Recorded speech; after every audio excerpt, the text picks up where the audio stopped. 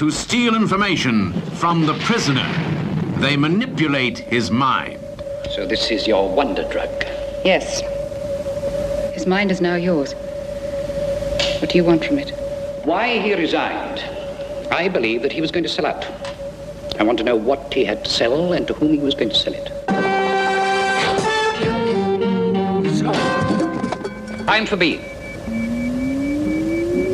She even looks like a spy. He's a very good one from a long line of spies. Tell him. He'll kill me. I don't believe in you. He'll kill me. Watch this channel for the next exciting adventure of the prisoner. No one will ever see me. I will. I want to know who I'm selling out to.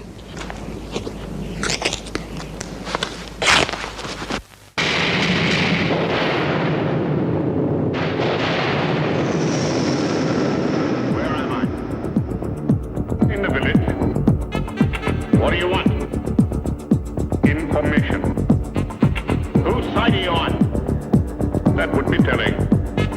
We want information. Information. Information.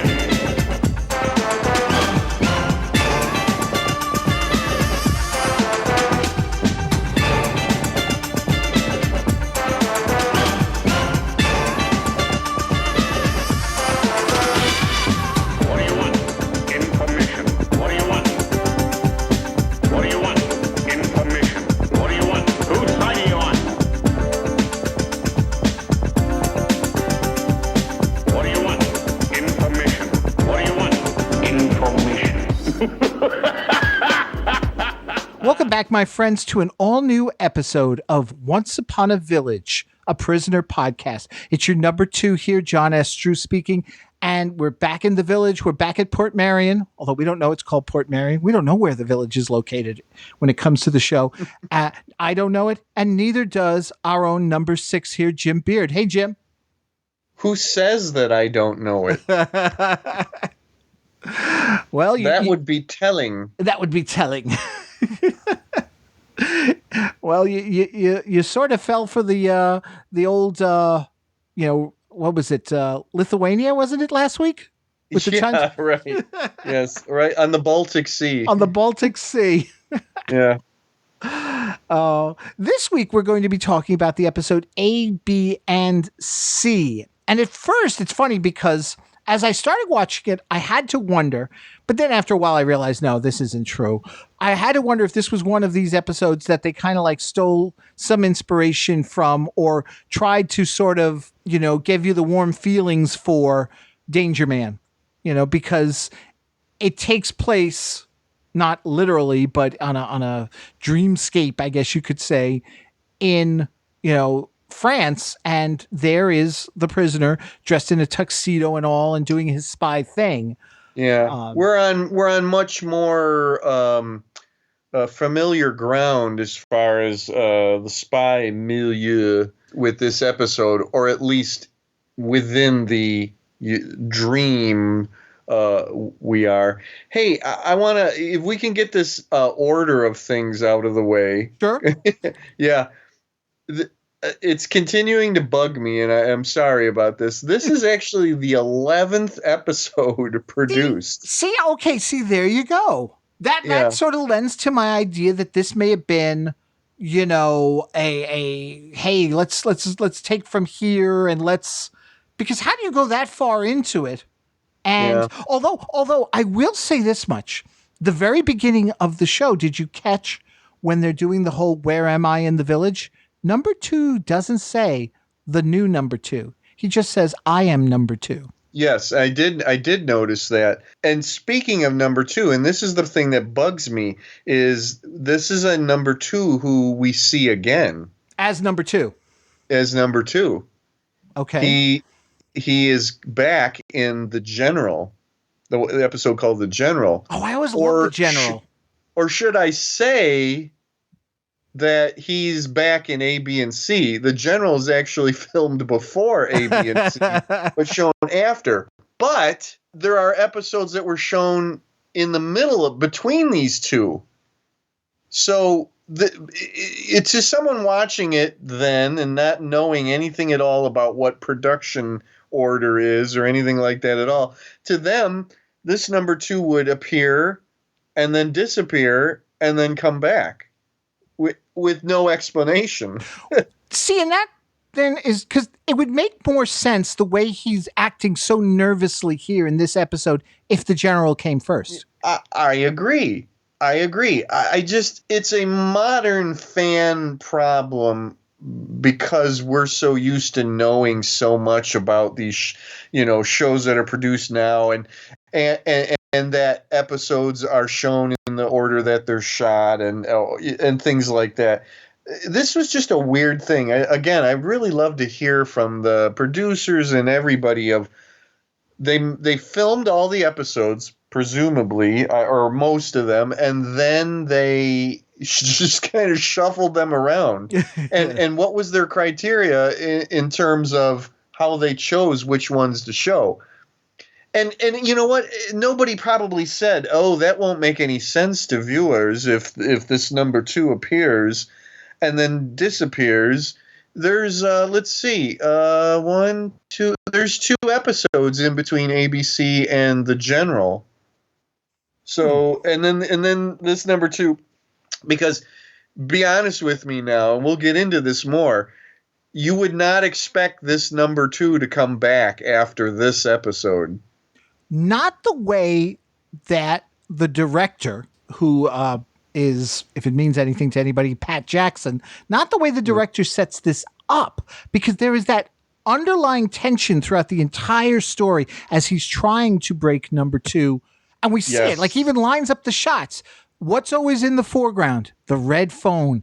And he gets the call from whomever that is. Is it number 1? Is it a superior? What's going on? I loved also the juxtaposition with the phone and the milk. Because you know why he's drinking so much milk. Yeah, he's got an ulcer. Yeah. I'm presuming that's number 1. In fact, what I was going to say to you is that number 1 figures fairly prominently in this episode for not actually being there. His or her or its presence is very much felt, and exactly what you say. That phone is the stand-in for number 1. So again, I'm going back to it that number 2, in the order that these were broadcast, that this number 2 would come back or still be there after the events of this episode is a little amazing to me, because he's in deep doo-doo by the end of this, as far as I'm concerned. Oh, yeah, absolutely. Yeah, absolutely, because he made a lot of promises in this episode that he didn't keep. And here's the other thing. This is shown as the 3rd episode, but the heat is really on in this one to break number 6. Right. Again, this one would make much more sense showing it much later on, because things would be ratcheted up by that point, that they've gone a considerable amount of time without breaking him. And by God, they better break him now, and get this done with. So, but here it is. It's shown as the 3rd episode, and then that number 2 comes back. Well, though in reality we know that the General actually is before this one. Right. By the way, that number 2 is Colin Gordon, and there's our Doctor Who connection for this episode. He played the Commandant in the Patrick Troughton 1968 series, The Faceless Ones. So. Oh, very cool. I like him. I mean, I don't have anything, against him. No, not at all. I like him. And he does a good job of being nervous, of not looking forward to getting that phone call, and the milk drinking is very fun too. Yes. It is. It's a nice touch. Before we dive into this, now, I have to apologize to everybody first that, the episodes have slowed down. They are going to pick up again. I got a little work-related tie-up there. I always like to pull back the curtain and explain myself to people. But in the course of watching this episode and talking with Jim about Secret Agent, Danger Man, the last time, I did a little looking. If you want to watch Danger Man, the entire series is on Amazon Prime if you have Amazon Prime. The first 2 seasons are on Tubi. By the way, The Prisoner also is available to stream on Amazon Prime. I think it's on Tubi, and it's also on Shout Factory, so you can catch it there. And the reason I point out all this is because in doing it, I started watching a few episodes when I had a free moment and just wanted to, especially since they're half-hour episodes the first season, and I started finding some really interesting things. Wait a minute. You have a free moment? Well, I had it for like in the evening before going to bed as a way to sort of just, because I got the stuff I was doing for my work. It was video related projects for my school, and it was intense because you want to get this right because it's like a virtual graduation, a virtual sports awards ceremony. You want to get them right because the kids are at home, and if you screw this up, there's all hell to pay. So, but like before heading to bed, I'd watch an episode, and it's interesting to see because you mentioned, Jim, that the format was changed at one point. It went beyond just a simple, because the first season is half hour. John Drake is American. Yeah. Isn't that funny? He's American. But then what happened was that the show was canceled after one season. A couple of years later, like literally 3 years later, the show gets brought back because of the popularity of James Bond and the movies. So they're like, hey, we want to do this. And McGowan was in. They do 2 more seasons, 2 and 3. And now the show is expanded to an hour. Now John Drake is British. So he could, because let me tell you something. He had a terrible American accent. I was going to ask, how was his American accent? He kept slipping. He tried. He really tried. I don't know what they were thinking in making him American, but whatever, So the next 2 seasons, everything's going fine there. He's doing the hour-long show. The 4th season comes along. Now it becomes a color show. They only produce 2 episodes. And then suddenly, and according to Wikipedia, this is the way they worded it, he resigns from the show saying, I'm going off to do The Prisoner. Right. Is the fascinating story. Is The Prisoner, again, like here I am, like, we're the prisoner. Was he the prisoner stuck in this show that maybe he didn't want to do anymore? And he just walked away. And it's like, I'm not going to explain myself other than saying I'm doing another show. And that should be enough. Because the show was popular. And they produced 2 color episodes, which then did get shown, but they got shown as replacement episodes in England when The Prisoner wasn't airing, because the production of The Prisoner sometimes meant that he didn't hit his, marks for dates due for episodes. So they were like, put in one of those 2 episodes, put the other one in. Very strange. Yeah, it's fascinating. It really is. It is. Imagine doing all this kind of stuff these days. That would be. Oh, you mean like somebody not hitting their mark with a podcast, getting it out on that? Yeah, and then just sticking in some old junk. Yeah. Oh, man.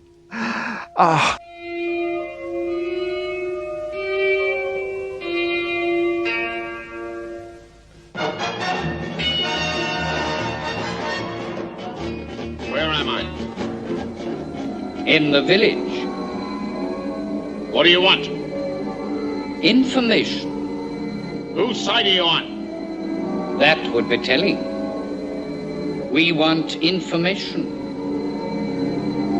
Information. Information. You won't get it. By hook or by crook, we will. Who are you? I am number 2. Who is number 1? You are number 6. I am not a number. I am a free man. So let's talk about this episode. It's called A, B, and C. It aired October 13th, 1967 in England, June 15th, 1968 in the United States. I gotta say, too, there's something else, too. And I never caught this before. I mentioned he says, I am number 2, but also there's the delivery. He's not as menacing when he says, I am number 2. He becomes more menacing as it comes on. His laugh is one of the best laughs I've ever heard. I thought I thought the laugh was a bit over the top. Like I thought he was trying too hard because he's real low key for the most part, and then he has to do the evil laugh, and I thought he was going fairly overboard with the laugh. But okay, I won't argue with you. No, I mean, I just, it worked for me because everything else was a little too low key. Maybe that's what. Maybe you're right there. Maybe it is a bit much, especially since everything else was. He might have felt kind of even self-conscious about doing that laugh, and then just went too far into it. Right. Yeah. Now, we have already mentioned the show opens with him, number 2, in his house, in his control room area there. And, we see it already that he's getting it from the top. And that was the other thing, too. That phone, it was red. Okay. Way to go there. We know it's the red phone. But not only that, it's a bigger phone than any other phone on his desk. And I don't think it's been seen. It wasn't. That phone wasn't seen in Arrival or Chimes of Big Ben. No, I don't think so. No. But now he's under the microscope. He's got to get this thing done, and it's not working. So he places a call to number 14, the scientist, and he wants these experiments she's been working on with animals to proceed. We don't know what the experiment is yet. She points out, I don't know if we're ready for this, but there's no choice. You have to go ahead and do this. And I thought this was really interesting. The first 2 episodes, we always get a little bit of something with the prisoner, in some way, whether he's walking the village, talking to a person, going to number 2 directly. No preamble here. It's a dark and stormy night, and he is brought in, already sedated, ready for the experiment. It's a very interesting way that he is brought into this episode, and I think it's just one more thing that makes this episode stand out. I was intrigued by the talk of number 2, that in his opinion, they have to find out what they're going to find out, and number 2's opinion is that number 6 sold out or was going to sell out. Mm-hmm. That was why he resigned. Well, it's definitely a plausible reason. Yeah, but what gets me is this idea that they seem to know so much about this guy, but then in some ways they don't really know about this guy. Like, number 2 is saying, like, my theory basically is that he was going to sell out, and I thought, even after you've read everything about him, you have the dossier just like all the number 2s do, and you still think that this guy was going to sell out. I wanted to hear a little bit more about that. Like, well, what would make you think that he, was going to sell out? Yeah, and for that matter, if this is the 11th episode produced, you didn't come up with this idea as an angle until then? Yeah, right. So in some ways, that makes it work better in that regard, that it's closer earlier on in the series. But again, we have the general where we see him again. Yeah. So number 14 demonstrates to number 2 how she's able to transmit the prisoner's thoughts onto a screen as images. And as we can see here, his thoughts are just constantly about his resignation. Yeah, right. We get this wonderful, that scene over and over and over.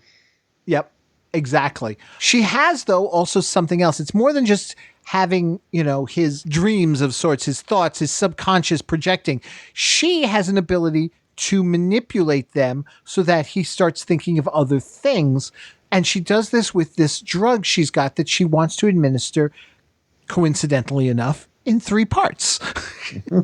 This whole thing is handled really well, and for the time that that it was done in, and I really enjoy what they end up doing with this idea of we're in this hospital room basically, but then we're watching the screen, and that reality is going on, and the kind of the jumping back and forth, and that the one can affect the other, basically.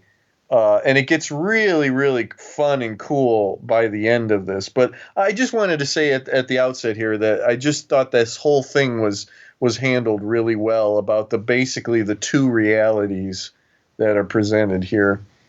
The two realities, but I love how in the end the realities sort of merge. Yes, that's exactly what I mean and what Yeah. I'm talking about. It gets really fun, and I can't when we get to that point to point out the very specific thing that I mean. Right.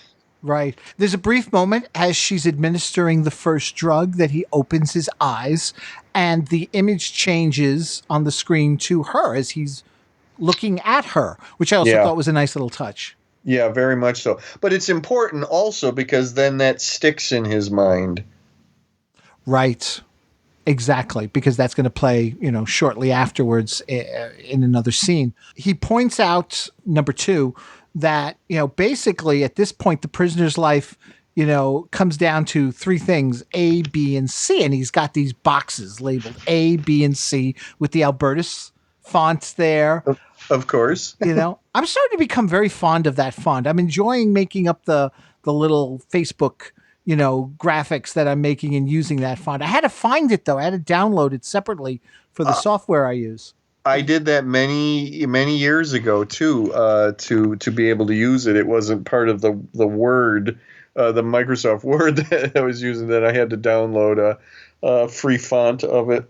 Right. Now the drug and the machine work together as they create in the prisoner's mind a night in Paris. And if I remember correctly, they said a year ago at a party. See, that's there here again. Right. I know what you're going to say. Even, boy, I mean, this is the 11th episode, and they were saying that it was only a year in the past. So they're, wow, that's a tough one. I'm sorry, but... Anyway. True. Then he mingles with the party guests for a few moments. He meets the hostess. Darling. Hi. I'm so happy you are here. You look as wonderful as ever. I should, but it costs. Oh, yeah. You look tired, darling. Things are bad? No, not now. I'm starting a holiday. Oh, the English holiday? Big boots and fishing sticks? Not quite like that. Where then? Somewhere different, somewhere quiet, where I can think. Oh, there is no quiet anywhere. Yeah. Hello. Hello. Sorry, darling. I'll come back soon. Of course, yes. And remember, you're mine. Really? Be horrible to other women. I promise. Oh, thank you. See you later. I think it's time we introduced A. I caught her name quickly, but I couldn't, remember it. Because it was said so fast, and she's never referred to again by her name. But I felt like she was, but okay, she's an interesting character. She is. And I like it because he gets to do his verbal fencing again, but with her, it's more flirting, I guess, than anything. But it's fun. Like I said, we're on familiar ground here with spy movies and spy TV shows of this party, and he's in a tux and he's kind of looking around and the women and all of that. It very familiar ground. Right. I mean, like you said, at first I thought, hey, and you say 11th episode, I'm thinking, were they trying to just do another Secret Agent Danger Man episode? But then, the talk with him and the hostess is all about, his new life. You know, and such. So then it's like, okay, I see what's going on here. They're certainly using some of the elements, so maybe the audience feels familiar with it, but yeah. Here's a really interesting thing, or at least I think so, and I wrote a note to myself about it, is when it gets into the whole party thing and they're talking about him and all, and it really starts to get going, it made me think about, again, what number 6 was. And I wrote, is he a secret agent? Pardon me, was he a secret agent? Or was he a politician? If you listen to them talking and you really kind of absorb it, it's there. There's very little else that he could have been. We don't know for a fact that he was a secret agent. an intelligence agent, a spy, even though that makes probably the most sense for this show.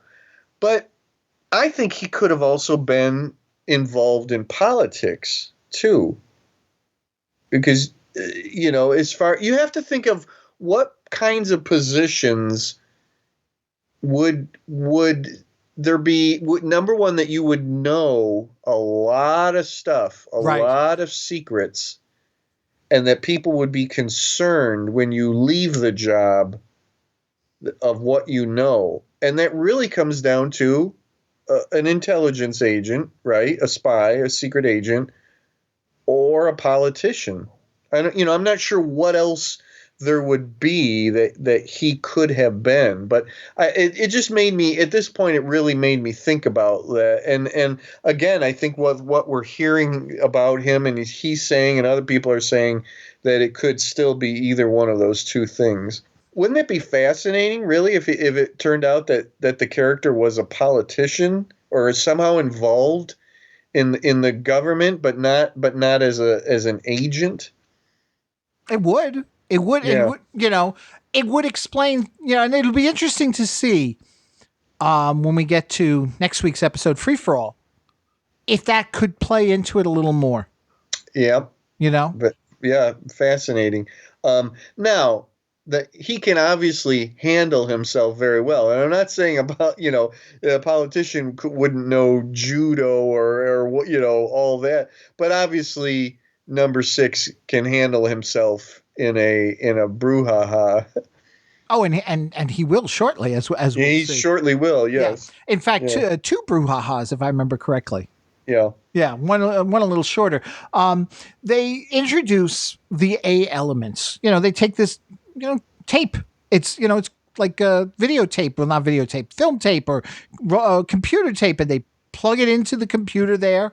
And now it introduces, and we only know him as A. That's how he's billed on IMDb. But they introduce him. He too is a spy, a politician.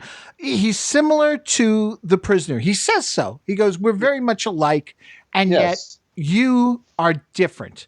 And as he's talking to him, he's trying to sort of, and this is why you're different, because why are you resigning? Yeah. Now, it seems to be very evident that this guy is a secret agent of some sort, a spy of some sort. And at the beginning, it's somewhat friendly or at least cordial, and then it starts to get a little edgy as they talk. Right.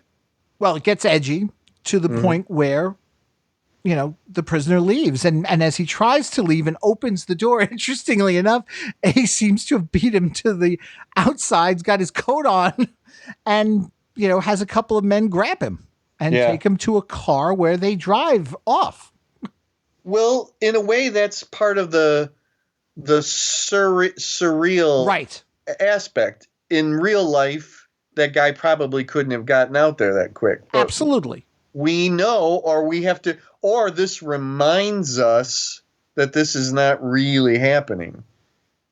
The thing is, except for the very ending, the rest of the sequences are never that surreal.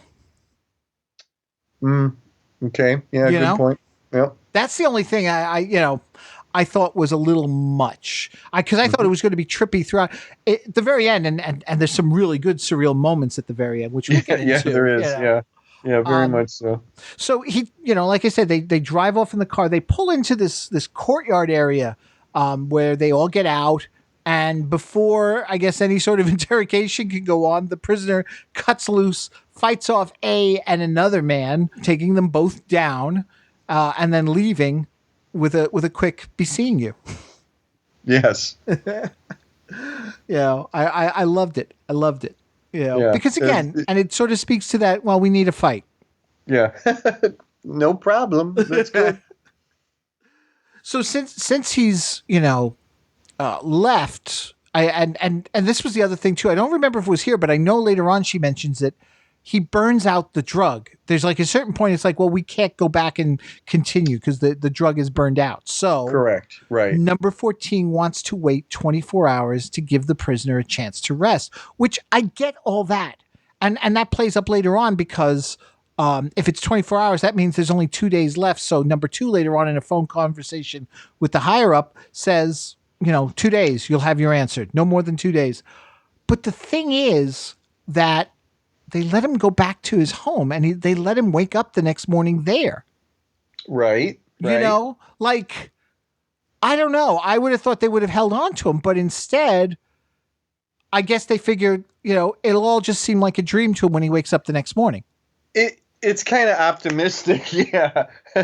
He does see the needle mark though. Yeah. Yeah. That's the thing. Yeah. He does see the needle mark. And there's this great bit, later on with number 2 and the needle mark that I liked a lot. Couple of takeaways too.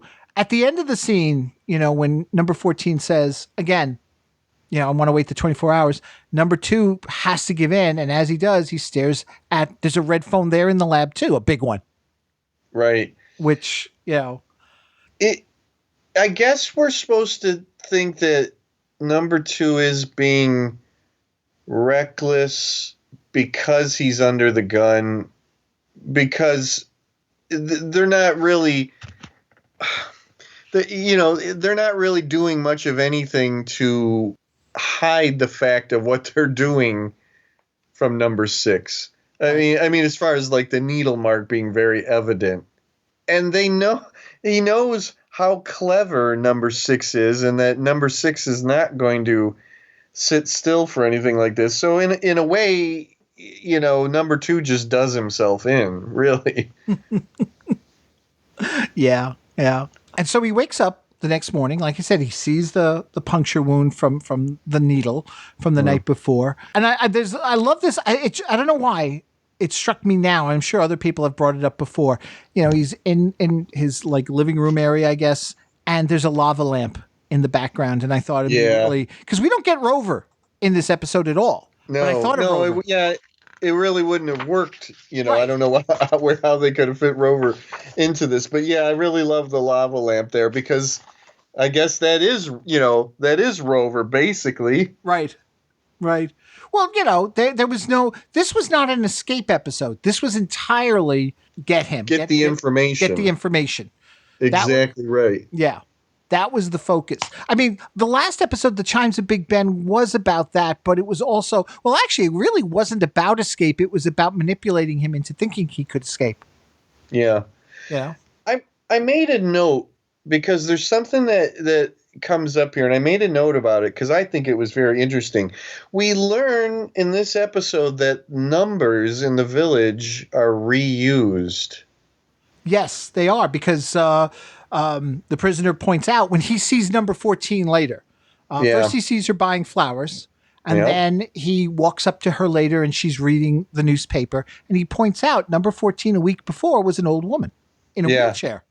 Yeah, I thought that was very, very interesting that the numbers get reused.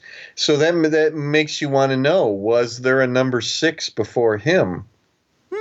Probably. I'd like to think that they didn't skip over numbers as they were doling them out. Right. I don't know if we ever see a number 3 in the show.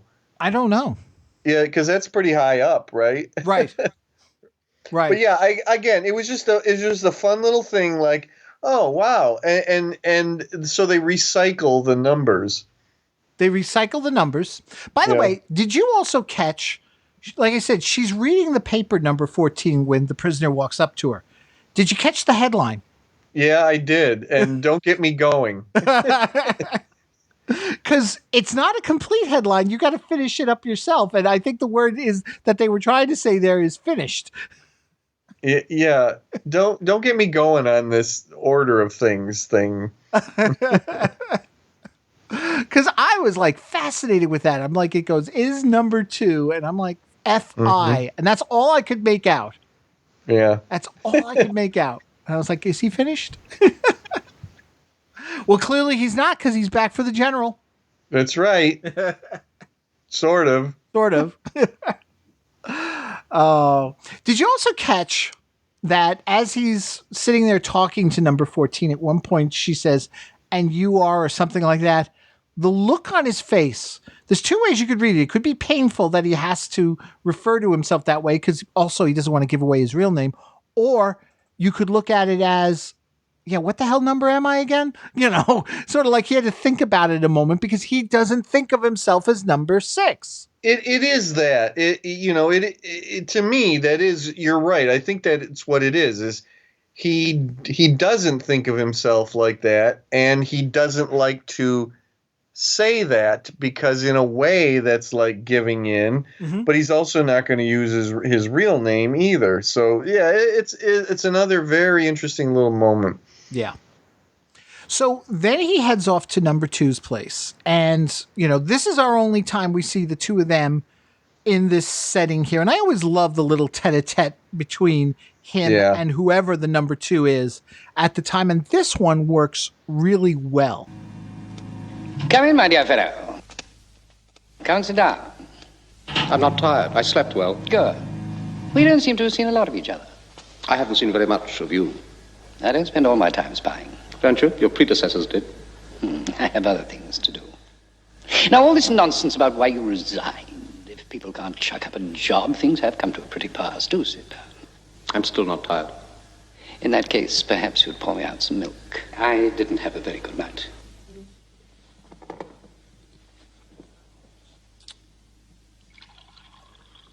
Thanks.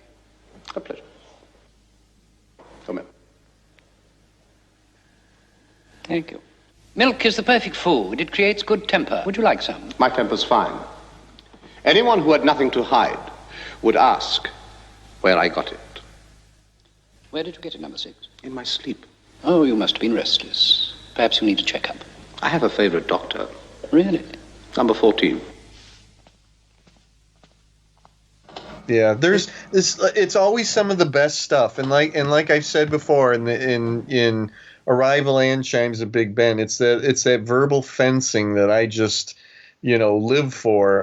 And when the writing is very crisp and clever, and you get all that back and forth, it can be really, really fun. Yep. The thing where number 2 is like, we don't see much of each other, and he goes, "Oh, I don't see much of you." The prisoner said, yeah. Which is really good. And then a little further down the line, as he's handing number 2 the glass of milk, he makes sure that puncture wound is visible. And then he says, "Anyone with nothing to hide would ask where I got that." Loved it. Yeah, very, very much so. The way he bends his wrist back, and practically shoves it in his face. Yep. And the parting shot as he leaves when he says, "My favorite doctor is number 14. Yeah. I mean, it's just brilliant. Just it's good stuff. It is. And then of course that leads to, again, the phone. And like I said, the placement of the phone and the picture of milk as he picks up and says, 2 days. It'll be done in 2 days. So yeah. Nice. I mean, just such nice little touches. Later, we see the maid. Now, didn't we see that maid before already? I don't think it's the same maid. It's not the same one in Arrival that he hollers at because she's much younger. Yeah, I thought right. we saw her in the Chimes of Big Ben. Maybe I'm wrong. Huh. Well, there's a lot of time between that was Chimes of Big Ben was 5th in production, and A, B, and C is 11th in production. So I don't know. I'd have to look that one up. It's interesting though because he's basically got turn down service there because she's there it's nighttime. She's made him a cup of tea before bed. Yeah. I little things like that. I like. How does that work? Is he paying her to be his maid? Is that part like? Does he pay his work units to her or what?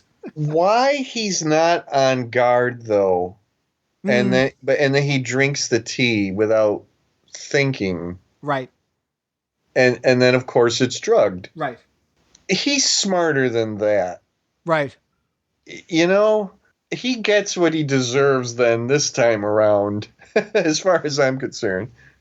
Wow. Well, it's funny because this time around he gets what he deserves, right? The next time around, he thinks he outsmarts them, and I love the way they get him. Yeah. Yes, very much so. Oh. So he's brought back that night. They go through, he's back at the party, and this time they introduce B, this blonde woman. Was she Soviet?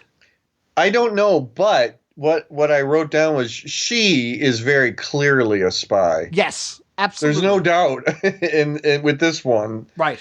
And then remember also, the A, B, and C were determined to be very important figures. And I would love to know how that was determined and what their place in number 6's life really was. I don't know. Because I think what we have to remember, and we tend to forget because we're so deep into these vignettes, is that this is not real. Right. They're not real. It's not real, but these are real people in his life. He's known them at some point or something like them, even if they're not the real people. The fascinating thing also, two things, sorry. Number one, did this party actually happen?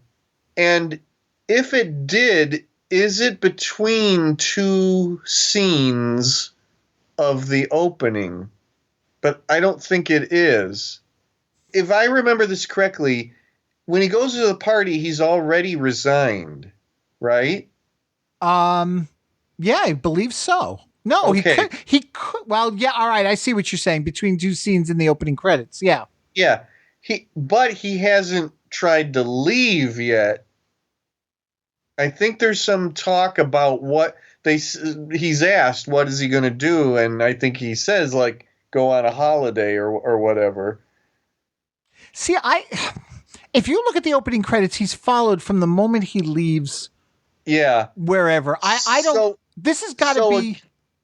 Again, whether or not this party really did happen in the real world is kind of up for grabs. Right. But they're suggesting that this happens after he gives his letter of resignation, because I don't think he would have, if he hasn't yet delivered that resignation letter, I don't think anybody else would have known. It seems very, very obviously in that opening sequence, it's very intense. He's not happy. The way he's walking down the corridor, throws open the doors, slaps the letter down, bangs on the table, and all of that. He's mad, you know. Like, whatever happened has very recently happened. Whatever it was that made him resign. Right. Yeah. The other thing that's interesting is that the second night of the process that 14 and 2 are doing to him, it picks up after the encounter with A. It could have just rebooted, but if I understand it correctly, it's actually picking up after he has his, encounter with A. Am I right? I think you are. Yeah. Yeah. Okay. That's another a very fascinating, fun, interesting little thing. It didn't have to. You would think that it would just sort of reboot and he'd come into the party for the first time again, but it's not. It just keeps going basically from where they left off. It keeps going from where they left off, and it takes him a moment to remember A in the dream. You know, where then he suddenly whether it's a flood of memories, whatever, it's like, oh, I left him someplace. Because, she asks about him. And in fact, we find out that she, B, and A are enemies. Yeah. Yep.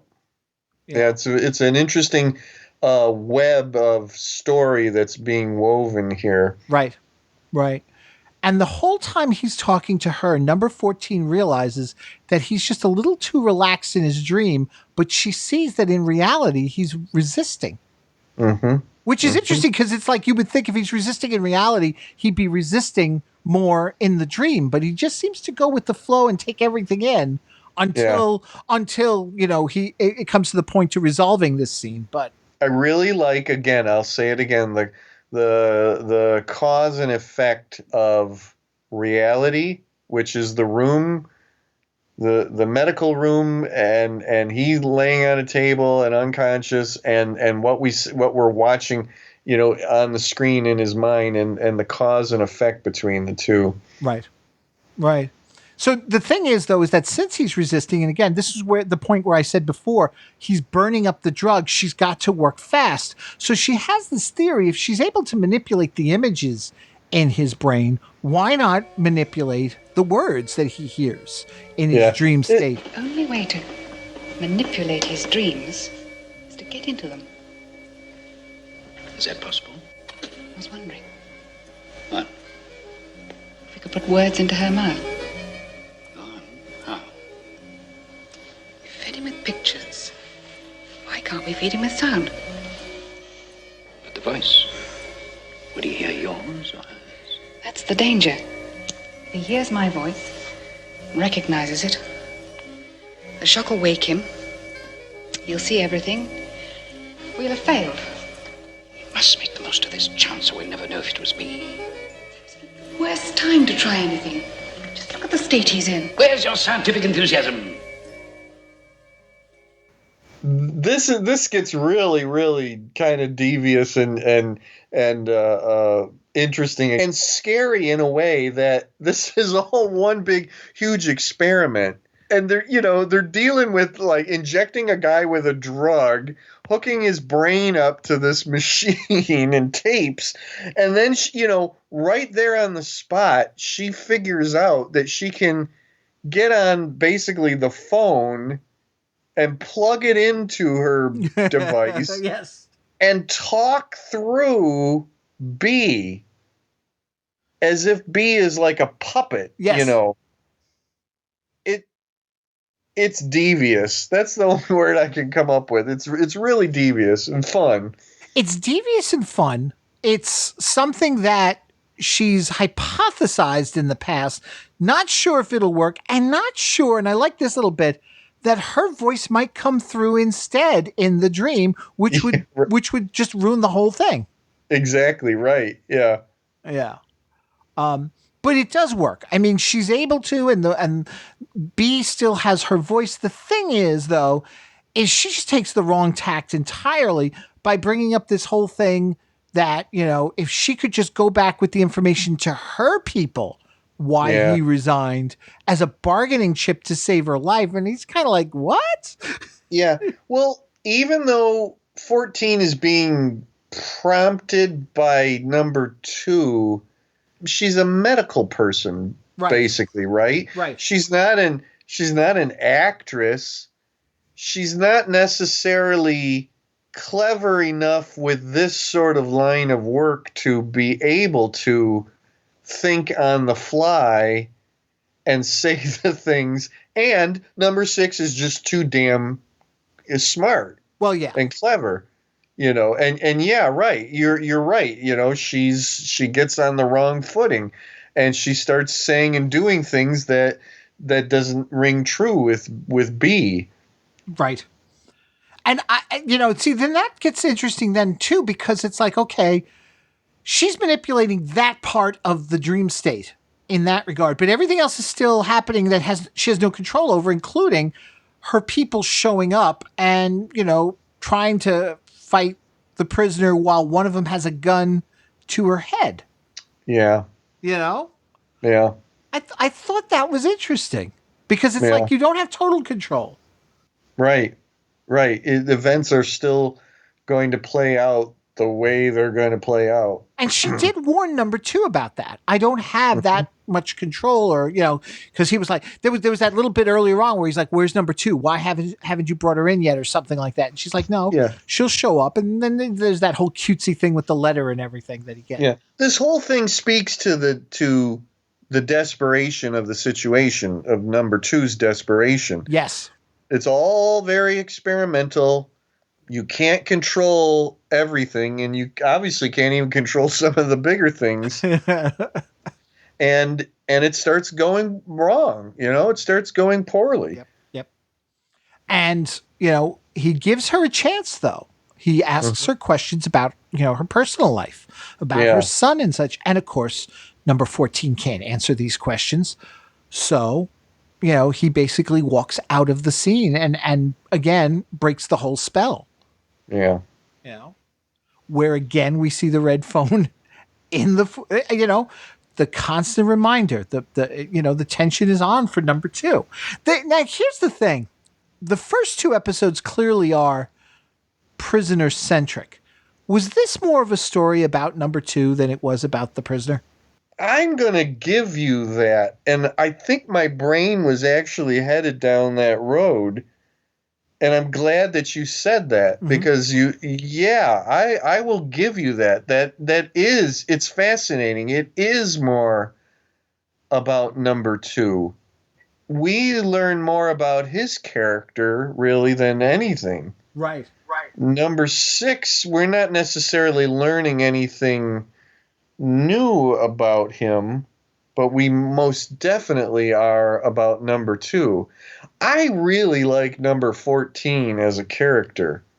I would like to have seen her in more episodes.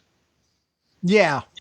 Because she is working as for the bad guys, but like a true medical person, she's devoted to her work. I think that something really interesting could have been grown there with her character. But going back to what you're saying, I totally agree with you. It is number 2 centric.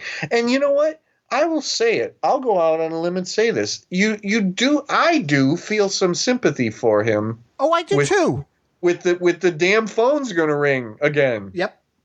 And he's not making any progress, and we assume that his life is on the line, not just losing his job. We assume that it's his life. And which then would lead to a very desperate measures that he goes through. Yes, yeah. At this point, things then get really good. It does, because the prisoner wakes up the next morning. He sees the wound again. He goes for a walk and he sees number 14, so he follows her to just I guess that would be just outside the village, which I thought was interesting too. The whole time he's following, not one camera picked him up. Yeah, it's a little sloppy maybe as far as the writing goes, but it really is more that number 2's just being sloppy, and she is too. Again, number 14 is not a spy. She's not in the intelligence service. She's not a cloak and dagger sort of person. She's doing her job as well as she can.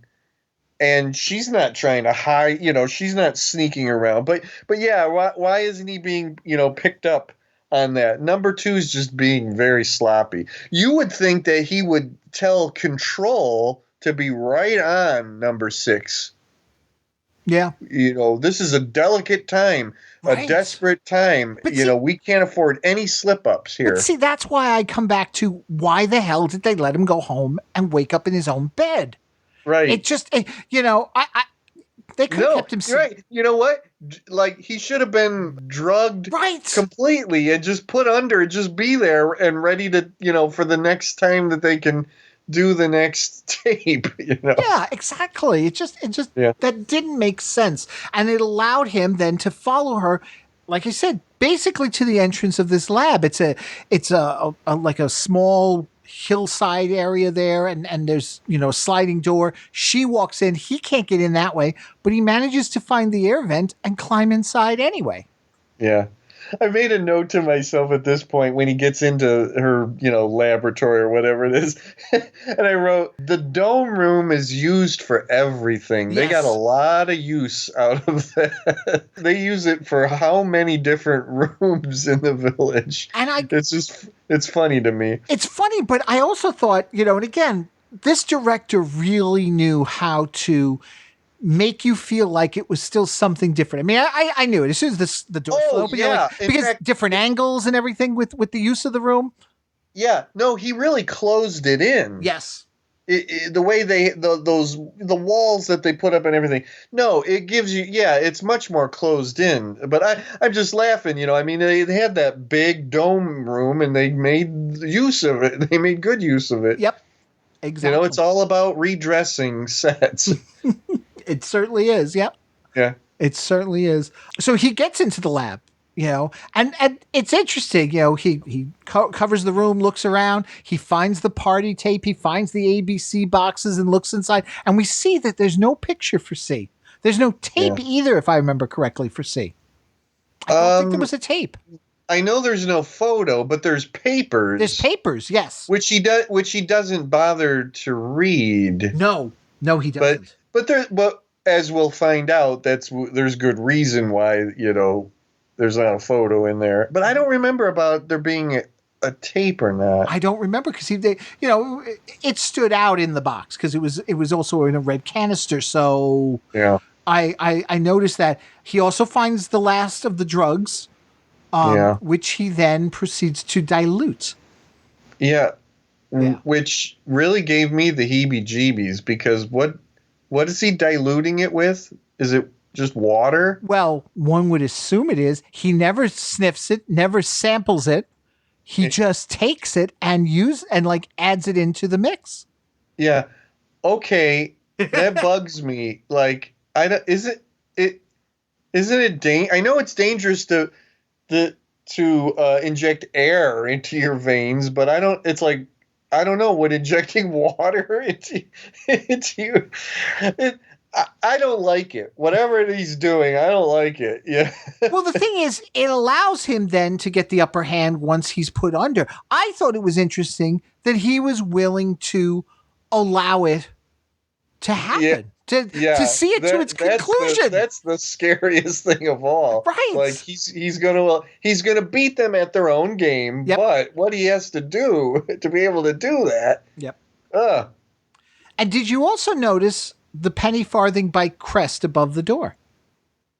I don't know if I did or not. I thought that was fascinating. Say I didn't. I thought it was fascinating because to me it's like, okay, that's an odd place to put that and such, but okay. Yeah. He, then puts everything back where it belongs. Leaves, and he's careful about that. There's a funny tiny little thing when he's putting those book things back. Yep. That he kind of checks to make sure he's putting them back in the right order. Yep. And he leaves. Now the next scene is just a charming. I don't know. I loved it because there's number 2. Now finally, he sees the prisoner walking. I couldn't sleep. What's that number 6 doing? He's always walking. Irritating man.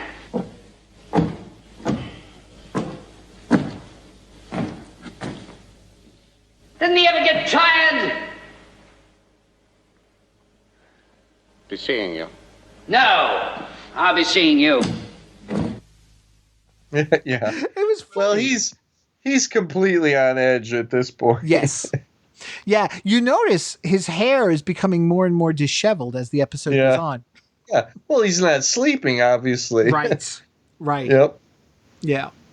So that night, he's got the tea. He heads over to the sink and he pours it down the drain, thinking he's so got them now. And then he pours himself a glass of water. I love it. I'm sorry. That was just funny because then it's like, oh, the water's drugged. Well, okay. Tap water. I was confused. I'm confused. Maybe I'm just being dense. I thought maybe he was faking being drugged. But wouldn't you just do that thing with the tea and drop that glass? I guess. I don't know. Why did they have the water drugged? drugged. And was it only to his house, or was the entire Yeah. village drugged now? Right, right. I mean, did somebody assume or thought it was a very strong possibility that he wouldn't drink the tea? I guess maybe so, because he would. They probably thought he would have figured out that's how they got him the night before. Right. So let's drug the water. I don't know. I don't know what the. It's just. Yeah, it is funny. But I kind of thought that he was just faking it after drinking the water. But okay, whatever. They get him. Right. So he's brought back, put under again, and he's back at the party. Now, as we said. Wait. Yes. Not only that, but it's a dreamy party. Yes. Yeah, that's right. This is now where things seem to be. And I'm wondering, is that because of the fact that he's controlling things a little more? Yeah. I really like the music that's playing at this point. You're a music in television episodes guy. Okay. You always brought that up during Batman and the Green Hornet, and I thought of that when this music was playing. This is, in so many TV shows, and especially at this time, there's like fake rock and roll that TV shows used to use. Oh, sure. Meaning it wasn't any real, group or anything like that. And it was some sort of an approximation that the music director of the show would use. It's, sometimes it was like no self-respecting youngster would have, have accepted that as real, rock and roll. But actually this was good. Whatever that tune was, I enjoyed that or whatever. And it just cracks me up when Patrick McGowan goes, It's creamy! This is a creamy party! oh, my wife and I used to say that all the time. It's just the way he delivers it. It's just so funny. Like, okay, Patrick McGowan, you have to act kind of like you're high or something, for a guy who probably had no idea what it was like to be high, it's just a funny little thing in there or whatever. But things are now very surreal. Very, very surreal. And just like the whole thing, because here's the thing, like we said, there's no details about C other than that piece of paper. And all it says is that he or she is French. Yeah. That's all they got on this. So, of course, now it's like, well, we don't know who we're looking for. We don't know who, because this has got to be it. C, number 2 is like, C has got to be the one then. This is who he sells out to and all this. Our hostess, chats it up with the prisoner briefly, introduces her to another woman who gives him, and again, all of this is weird, gives him a diamond earring, tells him to bet on number 6 in roulette. Number 6, yeah. Right. Yeah. Yep. Which wins. Mm-hmm. But when he turns around to say, hey, whatever, the woman's gone. Yep. He's given a large key. And then the hostess walks up and she's holding another large key. Yeah. And it turns out the hostess is RC. Yeah. And number 2's reaction is great. He's really surprised. But see, this is where also, because he's really surprised, but also you were saying before, did this party happen? He says, we must bring her to the village. Yes. Yes. Yeah. What another, fascinating thing there. And he's assuming that that's real. True. Okay. That's fair. True. And what we're assuming now that this is, to us, the audience, this is number 6 doing all of this, right? Right. Right. Unless number 6 did know that this woman, I don't think he would have given her away like that, though. It has to all be manipulated. Yeah. Yeah. Yeah. But yeah, what a fun thing. We have to bring her to the village. Yeah, true. True. I like that. But the thing is, here's the interesting thing. They take the keys, they walk they drive, actually. No, actually, they didn't even drive. They start walking towards, the exit, because she's like, this will open a door. But the thing is, the prisoner collapses and the image disappears. Now, my question to you is this. I know she starts giving him oxygen, number 14 does. Did she also give him some more of the drug?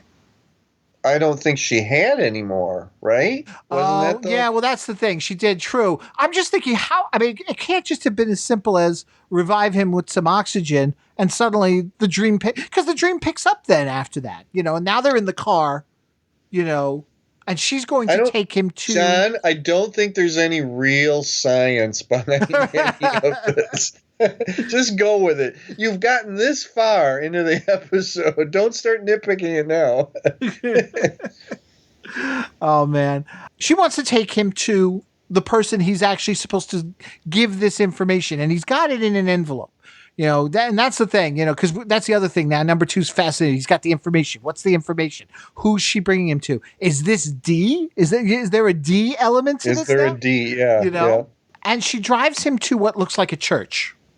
At least, you don't see the whole thing, but they're big cathedral-like doors that the keys fit into. They turn the thing, and the doors part to reveal a Parisian street, and the hostess is gone. Yeah. Right. So he steps out into the street, and there he meets D, this masked man. I mean, when I say masked, he is covered in, I guess, a stocking or something. I am glad you could come. Where are you? It doesn't matter. I want to see you. I've been dying to see you. It won't make any difference. People who hide are afraid.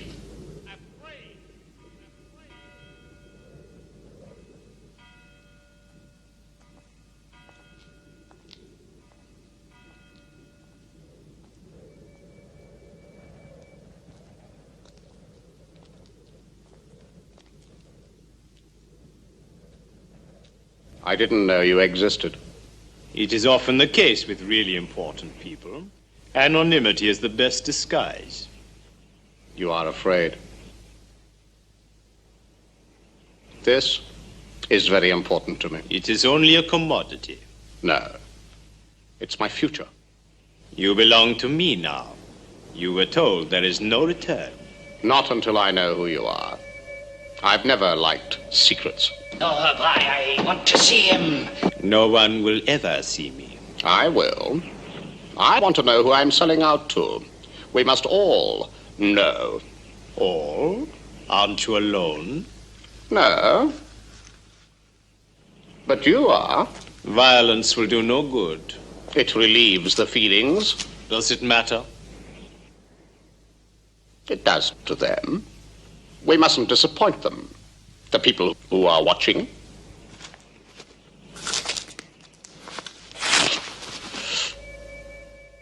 I knew, of course. Now, show them. See? I liked, and this is when you're like, okay, now I realize he's in control of the situation, because the prisoner says, we want to know who you are. Right. Right. Which says, it's not just me, it's everybody else. Number 14, number 2, everybody watching. Yeah. We want to know who you are.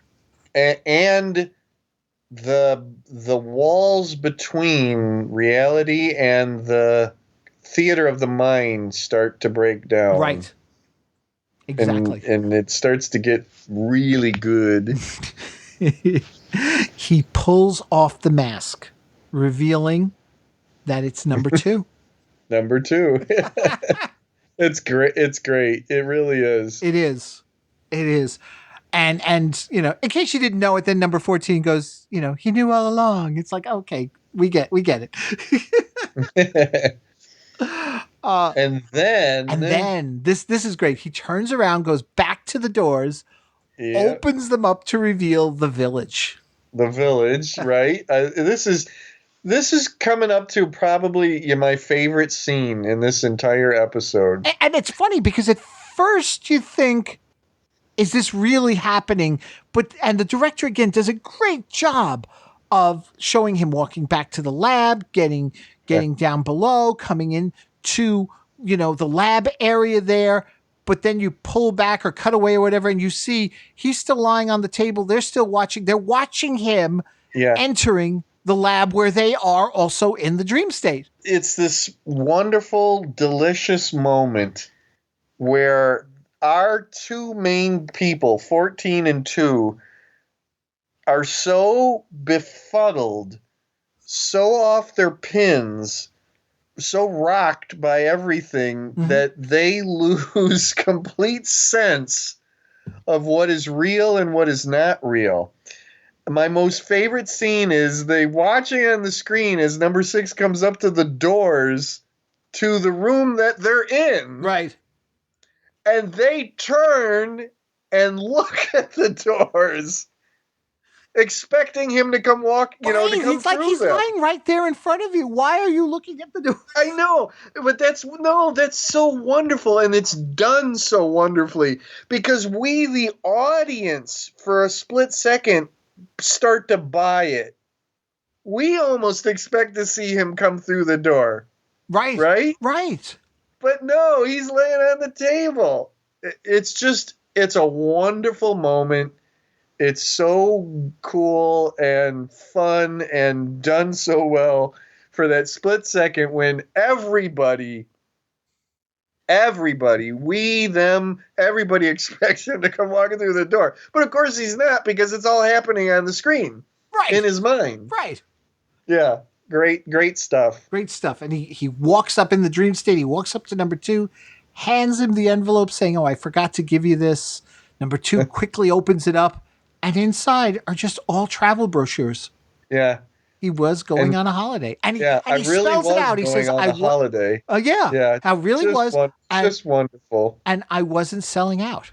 That's not the reason I resigned. So simple. Yeah. All that for that. Yep. And then the best part, he walks over, lays down on the table.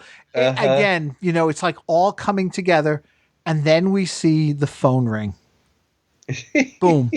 Gates, prison cell, bang. Boom, bum, bum, bum. Bum, bum, bum, bum, bum. Yep. Fantastic. Absolutely fantastic. Yep. Good stuff. This one didn't have as many plot problems, I think, compared to even the Chimes of Big Ben. No, because we rationalized, and like I said, if there was a little bit of sloppiness about why weren't they tracking him as he was following number 14, again, you could just say everything is number 2 is so desperate and nervous and everything that he's just being really sloppy. Right, but overall, so much happening, so much to jot down, and I was constantly stopping it. That was the only thing, was just, wow, this is really one where if you take your eye off it, you could lose track. Oh yeah, I agree. Some of the best episodes, in my opinion, of this show is when number 6, turns it around on his jailers. It reminds me of Hammer into Anvil, which will be coming up later. It's a similar sort of thing where it's the prisoners in charge. Right. And not the warden. Right. He kind of becomes number 2, right?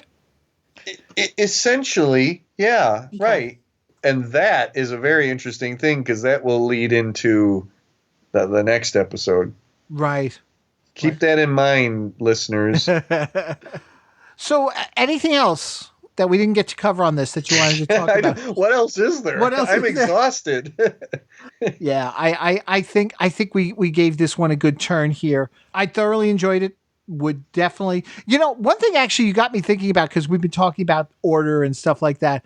I think when we are done with this, I think we should do one more episode afterwards where we just reveal what we think our order should be. Okay. Would you be up for that? Sure, absolutely. So start thinking about that, like placing the episodes out. You know what I mean? If you want to go with a certain, order that others have, but the more I'm looking at this, the more I'm like, yeah, this one works better here, and this one, and I'm curious to know when we get to the general, does he say the new number 2?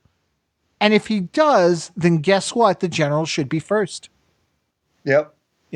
Well, look, I'll say it again. At the end of this one, A, B, and C, phone rings. Yeah. You know what happens. He's done. We know what happens. He's done. There's no way this number 2 is going to be allowed to continue. Right. Why would you give him a position. second chance? Yeah. I mean, to be kind, there's no, he's going to be put somewhere else in some other position, but no, we all know that he's done for. He failed miserably. Right. And yeah, there's just no way.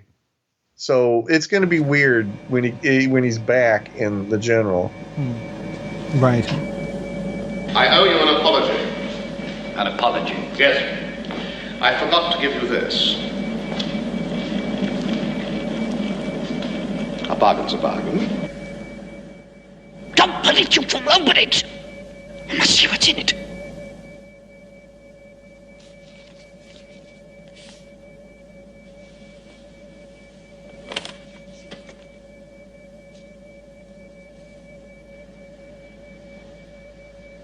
He was going on holiday. I wasn't selling out. That wasn't the reason I resigned.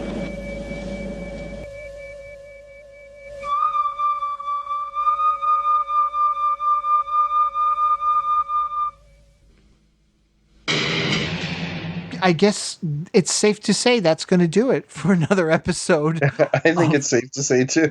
Once Upon a Village podcast. Next time, we're going to get to finally the episode that, if I'm not mistaken, Jim, you think should be earlier in the run, Free For All. Yeah, well, it was actually the second one produced, and the one that I mistakenly went ahead and watched after Arrival, thinking that was the order that we were doing, but it turned out it wasn't. Well, and it'll be interesting to see if maybe your theories about him being a politician hold up here. Okay. How well does he play the political game? Yep. So that'll be coming along fairly shortly, because Jim and I are going to start catching up, and so we can get back into a weekly thing with this here. But until then, folks, thank you so much for listening. Cards and letters. Cards and letters. Send your cards and letters. Comments on the Facebook page, on the Twitter page, on the chronicrift.com page, or write us at chronicrift@gmail.com. Let us know what you're thinking of the podcast. So until next time, folks, this is number 2 saying, be seeing you. Be seeing you.